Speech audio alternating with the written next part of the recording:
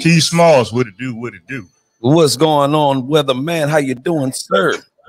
It's a beautiful day in the neighborhood, but I'll let you sing that in a little bit. We have the Miss Lovely from the Motor City, Miss Freda Payne in the house. T Smalls, go ahead and give her a round of applause. Do it the right way. Hi, how are you doing? Hello, You're doing pretty good. How you doing? I'm good. I'm doing good. How are you guys?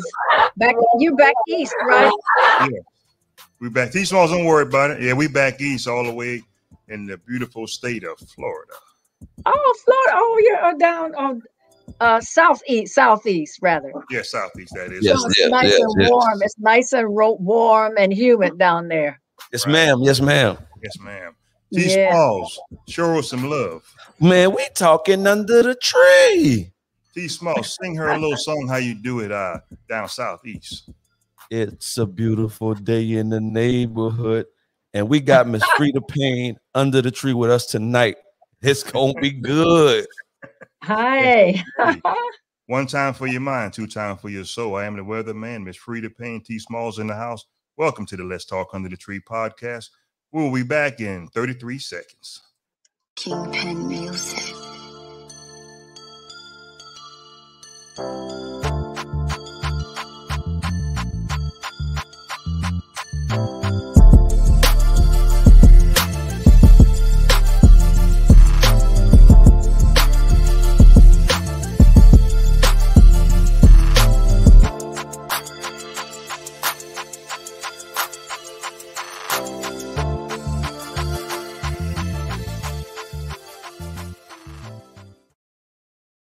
All right. Podcast. All right, we back. Hey, Smalls, I'm going to be the first one to admit I want to know what kind of water she drinking. Hey, man. I was hanging water. Same thing, man. The fountain of youth has been good to you. Well, God has been good to me. I'll put it that way. All right. God has been good. And, you got to take care of yourself, because if you don't take care of yourself, nobody else is. You're right about that. Yeah. I mean, you might have a good Samaritan that here and there, that'll look out for you. But the bottom line is you got to take care of you. That is correct. All your fans miss you from what I was told. So what have you been doing these days? Well, these days I have been basically working on my book that is just about finished and will probably be out, published, and will be out before the end of this year. And I've been working on it for about 2 years now. So, it's about time. And really it's long overdue, because for years people have been asking me, when are you going to write your book? And this has been going on for, I would say, at least 25 years. And I've been, I guess I was lazy. I kept procrastinating and putting it off. And then I look around and I say, well, dog, all my peers, everybody's writing a book. I start counting the different ladies people that I know. Right. And I said, this one wrote a book. She wrote a book. I said, I better hurry up and write this book before my memory goes.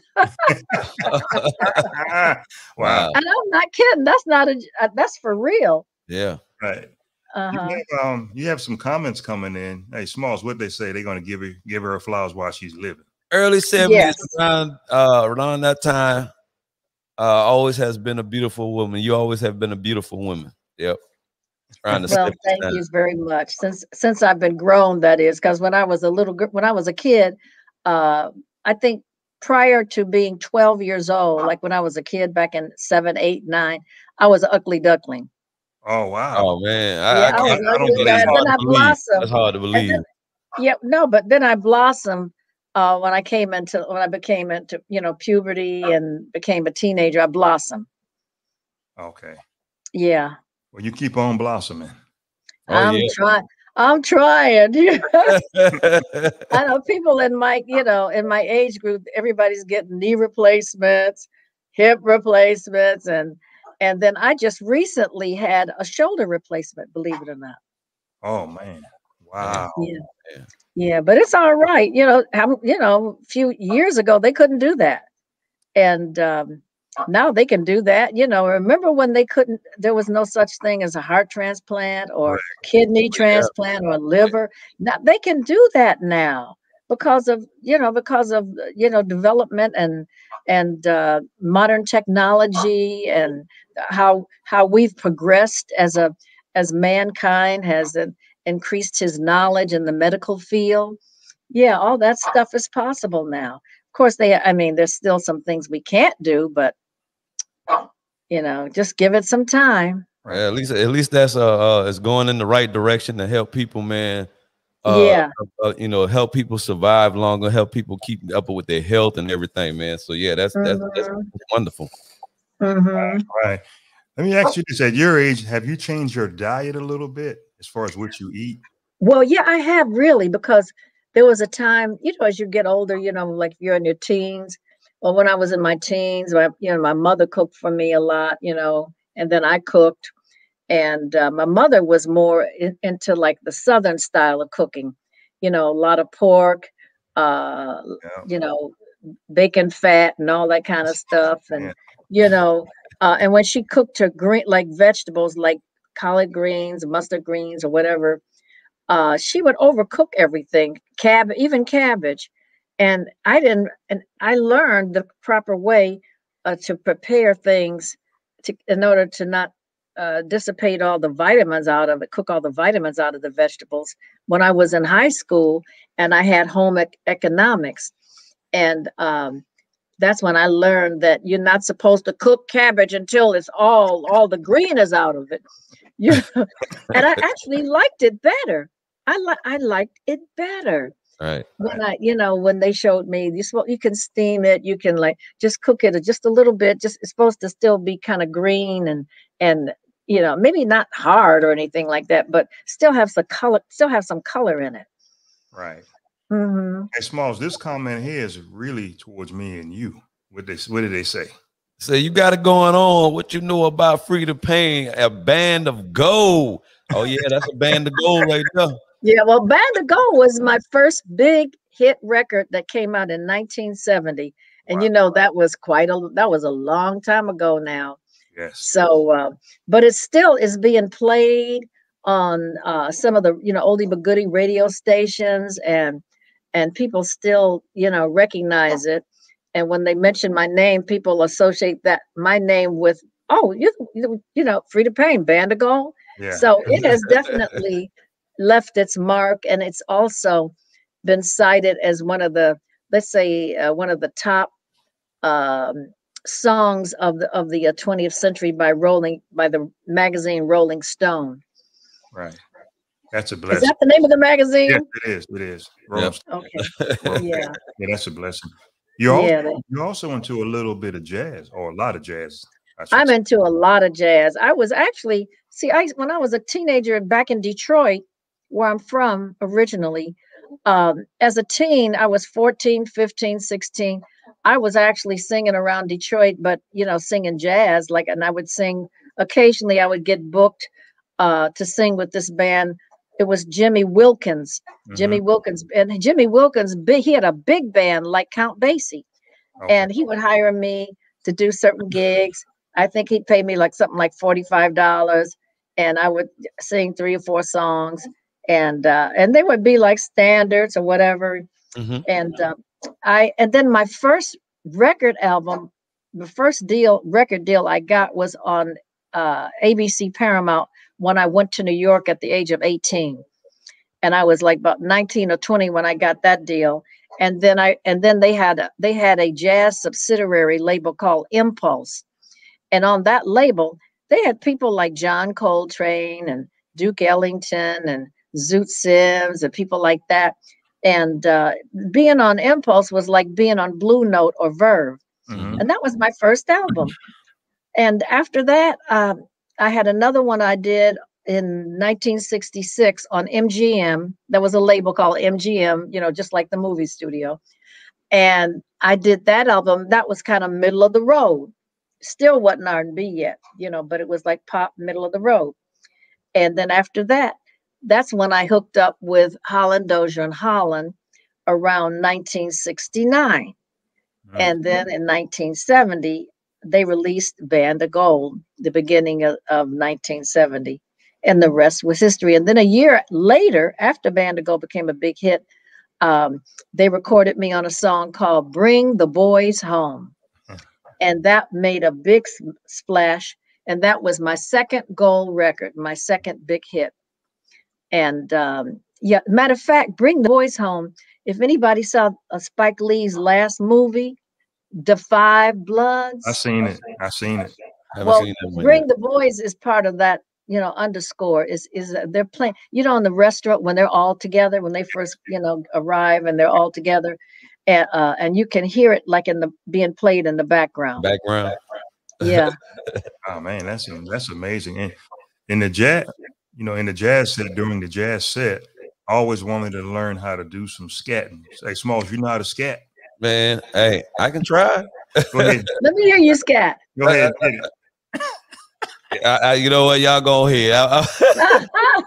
Well, then, okay. I might not be as good as I might not be. Hey, I might not be that good. Well, come on, you can do something.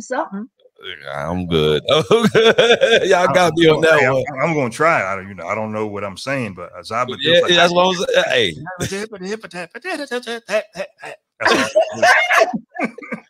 Hey, I don't want to sound I don't want to sound like Porky Pig in here, man. Okay.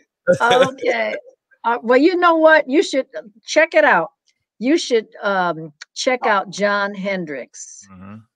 John, he's not with us any longer, but he was in a group called Lambert, Hendricks, and Ross, and they were a jazz group, and they sang some really great jazz. I mean, they really threw down, and they knew how to scat, and especially John Hendricks himself.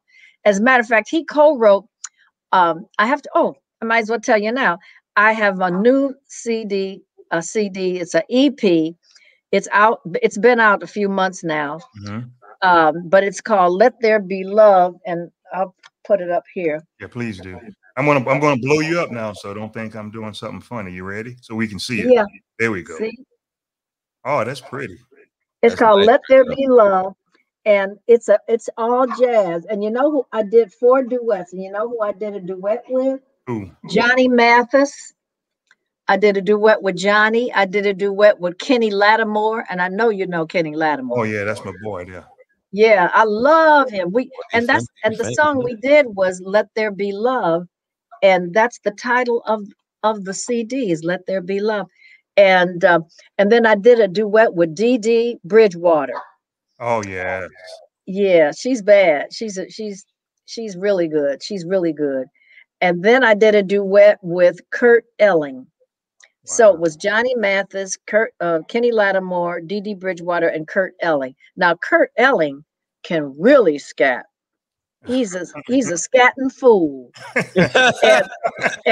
and Dee Dee is a scatter too. She's a great scatter because she's a strict jazz singer. She's really jazz. Wow. Uh-huh. I tried. Kenny, I guess Kenny. He did a little bit, but we didn't do any out and out scatting. But I could tell by the way his tonality and how he kind of like would curve his notes and improvise in the background that he definitely could scat. I'll put it that way. Wow. He can scat. Wow. This next topic, T Small, someone asked a question for us. What did they say? You gonna go back to acting? You are a good actress and singer. Oh, well, thank you very much. I haven't done a lot of acting, but I have done some acting. And I do play, I've done plays. My friend Donald B. Welch. He's a playwright, writer, director, producer, and I've done some of his plays. A Change Is Gonna Come, The Divorce, and other projects that he's worked on that I've been in.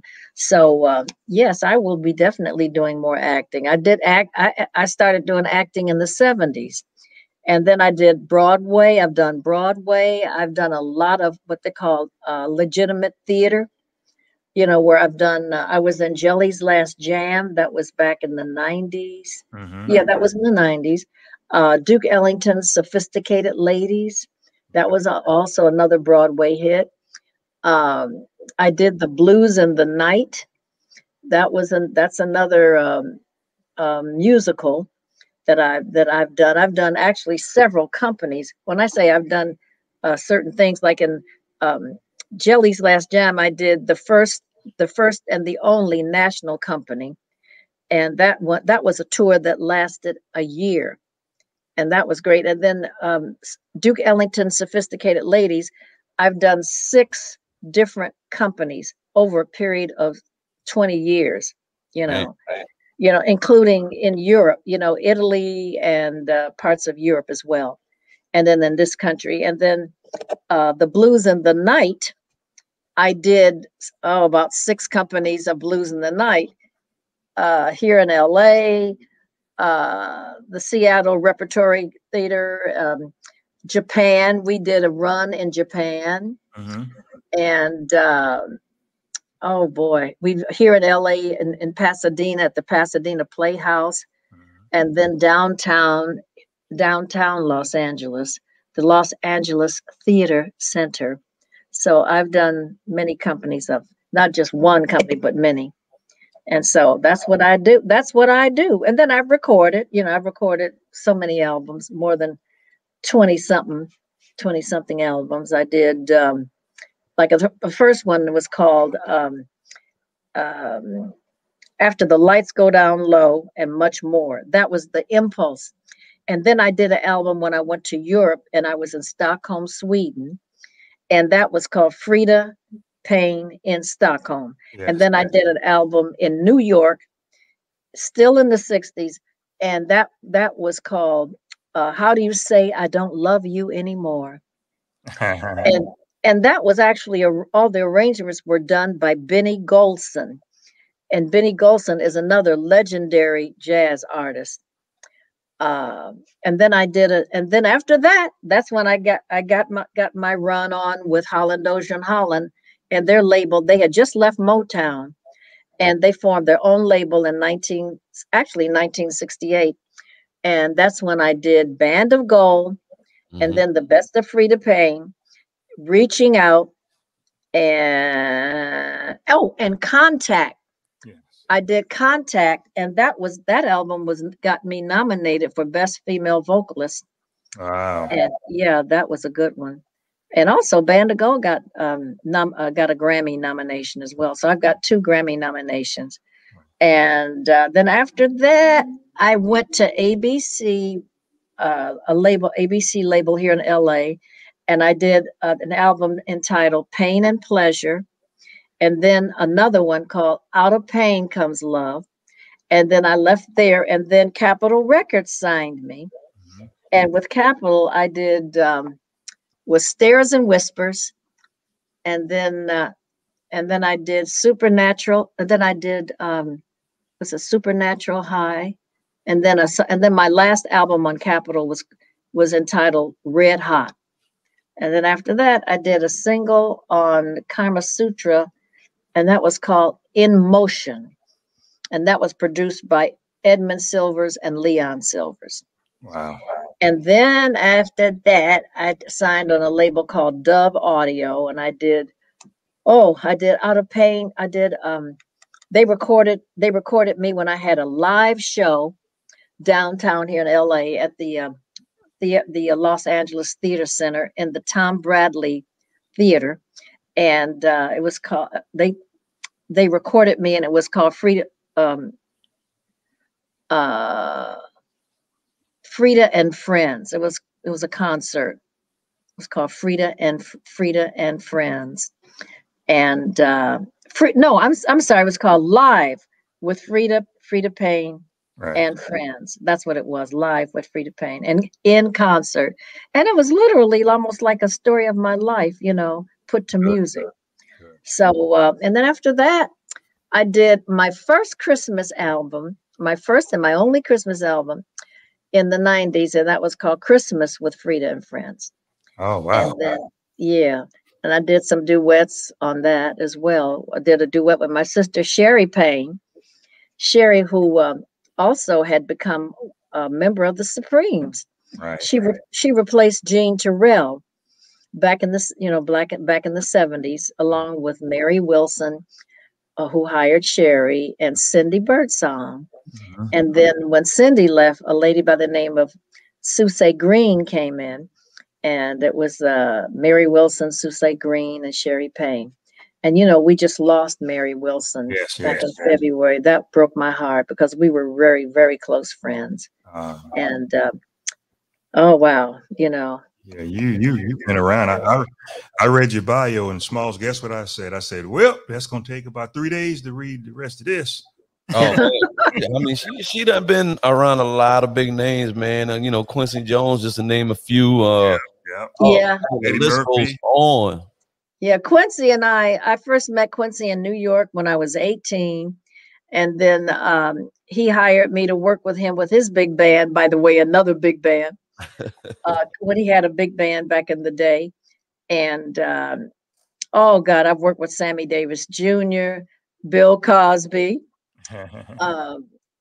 Oh yeah, he never messed with me. Hey, I wasn't gonna go there. Hey, we wasn't gonna go there, but I gotta say that he never made a pass or mess with me. FYI.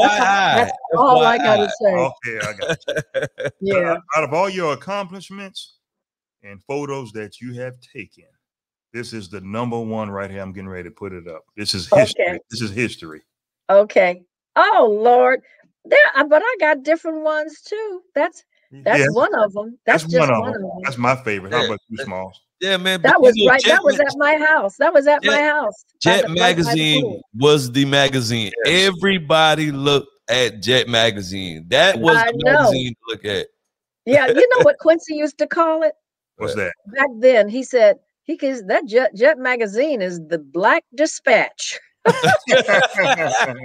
He said that's where Black folks get all their news, because you know, like the white magazines, they didn't really write them hardly anything about us unless you were like super, you know. Yeah, right. And like if anybody of color who was doing anything, like remember there was a time the very back page of Jet, they would have like who's going to be appearing on TV. Yes. Yeah. Oh yeah. This week. I remember that. Because that's how it was back then. You know, now it's like God, we see Black folks everywhere now. You know, commercials.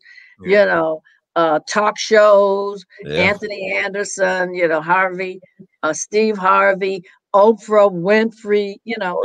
And so you know, but back then I'm talking about the 60s and the 70s, you know, even Oprah came in in the 80s. But back then, you know, there weren't that many Black people on TV. You know, as Oprah said herself, quote, remember when she was talking about I think Dinah Ross and the Supremes, and she would say she remembers when she was young and she saw the Supremes were going to be on. And when they came on, she says, "Hurry, come and watch Black folks on TV. Black folks on TV." Yeah. Wow. Hey, T Smalls, check this out right here. I knew this question was coming. Okay. Payne, you don't have to do it. I was just waiting on it. Okay. Go ahead. What they say. They say they would love to hear your beautiful voice. Could you sing? What do you want me to sing? A clip of anything. Anything? I mean, your collection of collage is just catalog is out of this world. It doesn't even matter. You want me to do Bandagold or what? Yeah, that's it. Now that you're gone, all that's left is a Bandagold. All that's left of the dreams I hold is a band of gold and the memories of what love could be. If you were still here with me, you took me from the shelter of my mother. I had never known or loved any other. We kissed after taking vows, but that night on a honeymoon, we stayed in separate rooms. I wait in the darkness of my lonely room, filled with sadness, filled with gloom, hoping soon that you walk back through that door and love me like you tried before. Since you've been gone, all that's left is a band of gold. All that's left of the dreams I hold is a band of gold and the memories of what love could be. If you were still here with me. Okay. Man, Wow. man, Hey, man. Smalls. That's what Smalls. I'm starstruck now. That's what's up, man. I love it. I love it. I love it. My All uncle, right. my Yeah. uncle, Mr. Zebedee Palmer, asked you to do that. I said, wow, you still sound the same. Hey, with no hesitation, I'm just popping over here. Boom. Hey, that's what I'm talking about. I love that. I love that. Wow. You had your own TV show also back in the day. Yes, I did. It was called Today's Black Woman, and that was in 1981 and 1982. Wow. Mm-hmm. Would you like your own show again, coming up in the You know, I future? can handle it now because back then when I got it, I wasn't like dying to continue it because I felt like if Barbara Walters could sing, she'd be singing. Right. That's how I felt. But Right. because I felt like I'm a singer, I get it. and I I get it. really still wanted to like make my money doing engagements and not being because being a talk show hostess, that is like a 24/7 job. That's the kind of job, and that was only once a week. Now, if I had from like say like Tamron Hall, like Monday through Friday, that is 24/7, honey. You got to be up on it. You got every day. Your life is consumed. Your life is the show. Okay, I got you. Until you go on hiatus, or vacation or something. And they're playing reruns. That's amazing right there. How was it to work with Johnny Carson? Oh, wow. That goes way back. I love working with him because I liked working with them because they liked me. Right. And was Johnny and Ed McMahon and then the band. See, that's when they had a big band. Right. That's when they had the big band on the Johnny Carson show. So that was nice because I would always have to bring my big band arrangements every time I was booked to do the show. Wow. But I like what they're doing now, with the groups they have and Stephen Colbert and the guys he has, and what's his name, the guy from Stephen Colbert? I'm not familiar with Well, I watched Stephen Colbert, and matter of fact, he just won a Oscar because he did a score on this film that I think that Jamie Foxx, I think it was Jamie Foxx, but he did the music score on it. Forgive me, I should know his name, but I mean, but because I do watch Stephen Colbert, and I watch Jimmy Kimmel, and I watch Jimmy Fallon, Jimmy Fallon as well. Oh, good. So, that's a blessing. I watch them all. Yes. How was it to work with Eddie Murphy? I loved working with Eddie Murphy. When I did the Nutty Professor, the Clumps, and it was a cameo role. It wasn't like a big role. It was like a cameo role, but it was nice. And it took place in a bar and a nightclub. and he had reverted back to his youthful self, and he tries to hit on me and sits at the bar, walks inside to hit him. And I noticed that when we were filming it, every time we took a break, and I expected him to be like on all the time, like cracking jokes or being fun. He would kind of like go into a whole nother mood, like he was quiet, and he would just sit there and kind of look down, and like almost like he's thinking about what he's going to do next or meditate. And what's so funny is that I watched an interview that Jamie Foxx did once, and they were asking him the same question: how was it working with Eddie Murphy? And he said, well, he said the same thing that I just said. We do our scene, and he'd be all funny and everything, and all into his, energy as a comedian and an actor. And when we had the break in between takes, he would go on this quiet kind of like meditative mode. And that's exactly what I experienced. So I felt good working. I felt like this is where I belong. This is, because we're all, even though Eddie Murphy's career is like gigantic and he's done a whole lot more, and he's like the king as far as I'm concerned.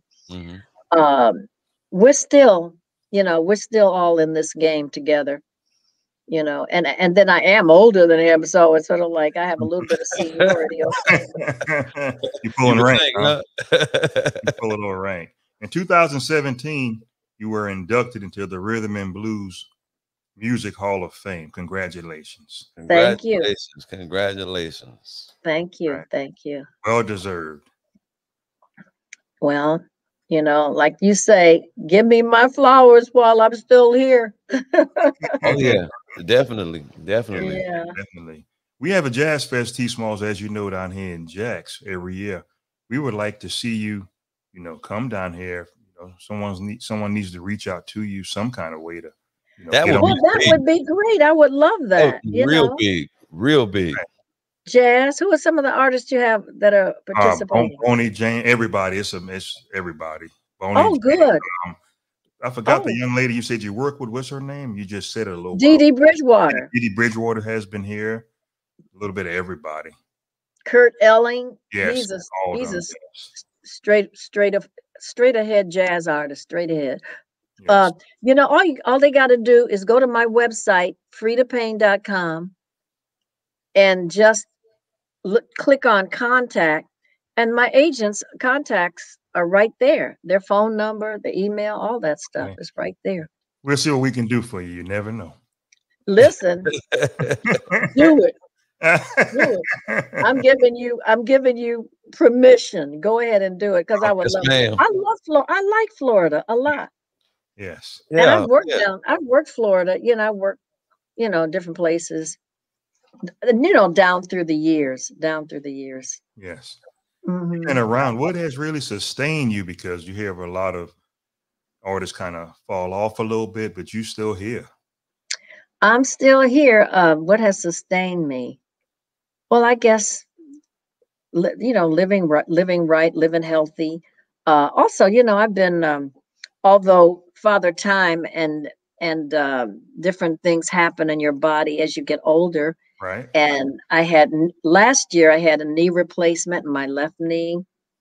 And then, as I mentioned before, 6 weeks ago, I had shoulder replacement in my right shoulder. And that is a result of arthritis, which is a heredity thing. Because I've actually, when you say what's one of the keys to longevity and good health, I've been a yogi. I've done yoga for more than 40 years. And I've always been into like exercising or going to the gym, and then eating well. I'm not a vegetarian. I'm not a vegan. That is good too. But I still eat meat, and I eat pork because I love barbecue ribs. Yeah, everybody can. Hey, it's hard to give up. It's hard to give up. But at the same time, I don't eat pork, but I understand. Yeah, at the same time, I eat I eat healthy. You know, I don't eat a lot of junk foods. Every now and then I have some junk food, you know, but I don't make it a habit or a consistent thing. Um, you know, I'm not a, well, I do drink, but I love red wine and champagne. So I have my little glass, like even not even a full glass, like maybe like a third of a glass of red wine at night. Occasionally. Sometimes, you Occasionally. know, yeah, okay, you know, somebody has a party or somebody brings a bottle of champagne, I'll have a glass of champagne. That'll be about it. I don't smoke. I never smoked cigarettes ever. I just never liked smoking. And I'll tell you why, because my parents smoked. And it annoyed the heck out of me because I used to complain, why are you smoking again? You know, ashtrays all around. And of course, you know, that was back in those days, you know, the people from the 40s and the 50s, they smoked. Yes. And they didn't know, the word wasn't out that smoking could cause cancer. That didn't start coming out until, let's say, the 70s. And then people it started to be revealed that smoking could be the cause of lung cancer. Right. Yes. And I don't know if that was the cause for my mother's cancer. She had breast cancer, and she passed away from breast cancer back in 1977. But I don't know if smoking had anything to do with it. But I have a feeling that she had just had that gene. She had that gene. Because knock on wood, I've never had a problem or any sign of having cancer. And I'm just blessed. I guess God just said, it's not your turn. Yes. Good. This podcast is going to get around. I want to ask you some advice about the music industry because, you know, it's a lot of, you know, individuals. It doesn't matter the age. You know, music has changed from when you first started until now. Oh, yeah. What kind of advice can you give out to the individuals who wants to do this music thing or maybe a little acting? Well, in the music thing, because the picture of getting into the business and how, let's say, I got into the business has totally changed. Only one thing remains true. Like if you're really, you know, just starting out, first of all, you got to hone your gift. You got to practice and do everything you can to increase your talent, but also try to get nowadays, see what people do now. They get on the internet. They get on YouTube, TikTok, Facebook, Instagram, YouTube, you know, and they perform. And that, in some ways, that's how people are getting discovered. And then from there, try to get on one of these talent shows, you know, like American Idol, America's Got Talent, The Voice. A lot of people have kind of like got their careers launched by getting on these talent shows. Because believe it or not, when I was 13, I got on a talent show that was on TV in Detroit. And it was called the Ed McKenzie's Dance Hour. And it was like Dick Clark's American Bandstand. Yes. But they also featured a talent contest with just Teddy.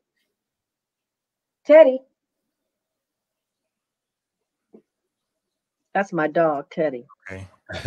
All right. He's yapping. He was yapping. But there was I started out on talent contest. So it was on TV called the Ed McKenzie's Dance Hour, and I participated in the talent contest. I won. And I won the first time I was on. I was 13. And Sammy Davis Jr. was on the show. He was the featured star because he was working at a club in Canada across the river, and they had him on. And we took a picture together, and I still have it. It's going to be in my book. So black and white, 8x10. Anyway, and then 6 months later, they called me back to participate again, and I won again. And then when I was 16, I auditioned to be on another talent contest. It was called the Ted Mack Amateur Hour. That's the same talent contest that Gladys Knight was participated on when she was a kid, and she won. Yes. And I was 16. I didn't win first place. I came in second. But as a result of that, then that emanated from New York. So that was a big deal. That was by today's standards, that was like being on American Idol or The Voice. That was the contest back then. Right. We're talking 50s, late 50s. Or was it? No, 1961 or 1960. That's when it was. So it was like the early 60s. And then after that, I did Ted Mack. And then after that, as a result of doing Ted Mack, and we're talking about Jet again. Jet magazine did a write-up on me 2 weeks later. And I'm saying, wow, how did I get in Jet? How did they even know about me? It was just a write-up, like 2 pages. Yes. And they said, Detroit girl makes good, blah, blah, blah, blah. I said, oh my God. So one thing leads to another. Okay. One thing leads to another. And then from that point on, that's when I started getting more recognition. And then I got to audition for Duke Ellington for his big band. And then he wanted to sign me up for a 10-year contract. And that my parents weren't going to go for that. So that didn't happen. 10 years. 10 Right. years, like what? Yeah. 10 But years. then when I turned 17, see, I graduated from high school when I was 16. And when I turned 17, I got a chance to audition for Pearl Bailey. And Pearl Bailey back then, for those people who don't know who Pearl Bailey was like Queen Latifah is today. Okay. Yeah. She was like Queen Latifah is today. She was huge. She was a movie star, a theater, a television, all that, recording artist and all that. Not so much recording artist, but she was recognized as a major star. Right. And that's what that's all about. The last thing that I have for you, me and Pete Uh-huh. Smalls usually ask this question.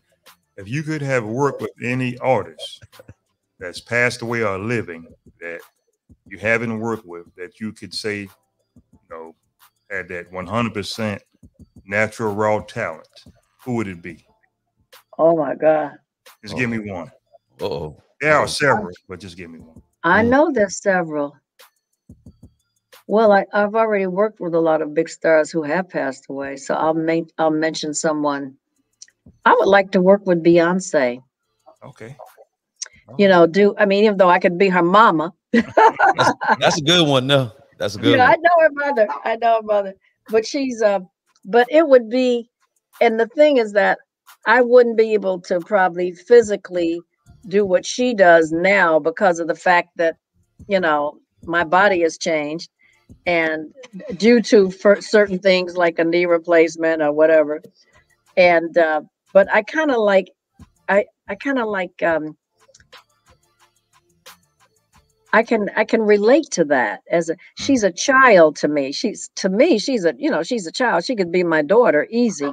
Right. But I respect her talent because I saw in her, she can sing. She's got a lot of guts, and she can move. She can dance. She can move, and she does it well. And she's beautiful. Yes. She's beautiful. Nice body, everything. So hats off to Beyonce. We appreciate you, Miss Freda Payne, for joining us today. Yes, we do. Is it over? On this one, I'm winding down a little bit. I'm gonna give you 5 more minutes. How about that? Okay. Yes. Actually, hey, Small, she kind of looked like Beyonce, or Beyonce looks like her a little bit. And man, I'm telling you. What if I had that lighter hair? If I had that lighter hair, you know. But then I can get a wig like Beyonce. I can get a Beyonce wig. No, you are a beautiful lady. I just must tell you that you are beautiful. Oh, thank you. You guys make me feel good. Hey, T Smalls, I'm gonna do some dry snitching. Miss Payne, when you got up to whatever you was doing to get your phone straight, and you know you had your face kind of turned. T Smalls had that look in his eyes like you were very beautiful. Oh, oh wow. Hey man, it says like wine, it get better with time. Oh wow. All right, all right. Hey, T Smalls, say a little prayer for Miss Freda Payne before she goes. Yes. Thank you, God, man, for allowing Miss Freda Payne to be in our presence. Keep blessing her. I wish her many, many, many more years in the entertainment business. As we all go out tonight, be safe, everything. Thank everybody for watching. Amen. Thank you, Miss Freda Payne, for joining us. Amen. And Amen. thank you for that prayer. Are you still wearing, Miss Freda Payne? I hope you're still wearing your mask. Oh yeah. Oh yeah. I wear my mask when I go, you know, when I go out anywhere, I wear my mask because they say this thing is not over. Right. It's not over really. You know, we just have to be diligent and just watch what we do. Yes, ma'am. Yes, ma'am. Yeah, absolutely. We appreciate you. Stay on for about 30 seconds when we get off, and we'll give you a formal thank you if you don't mind. Oh no, not at all. And stay right there. I am the weatherman, T Smalls in the house. We just interviewed the lovely Miss Freda Payne. And guess what? Hey, guess what, T Smalls? We had a good time. This was real smooth. It's smooth like that red wine she be drinking. Oh yeah, definitely, man. Definitely. I loved it. I love it, man. It was definitely good. And yes, I enjoyed it. I enjoy it. I think, Smalls, you need to start practicing on your scat. Go ahead. Hey, Hey,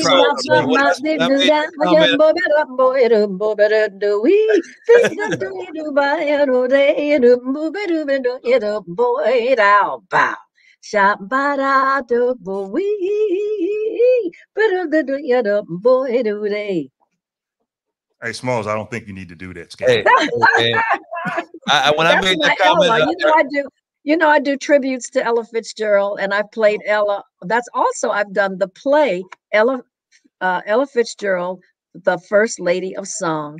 I've done it 3 times in 3 different theaters, and it's Equity Theaters, and where I'm in a fat suit, the little wigs, and everything, and I'm working with other actors. Somebody playing Norman Granz and Ella's cousin, who was her constant companion, and her half sister Frances. So yeah, I've done Ella. Okay. Yes. You kind of resemble her a little bit, slightly, actually. Well. Yeah. Okay. Well, we both had little eyes. Yeah. Yeah. Well, thanks everybody. I am the Weatherman. Let's Talk Under the Tree podcast. Lovely Miss Freda Payne. T Smalls in the house. We love you. We'll see y'all at another date. Thanks for watching, everybody.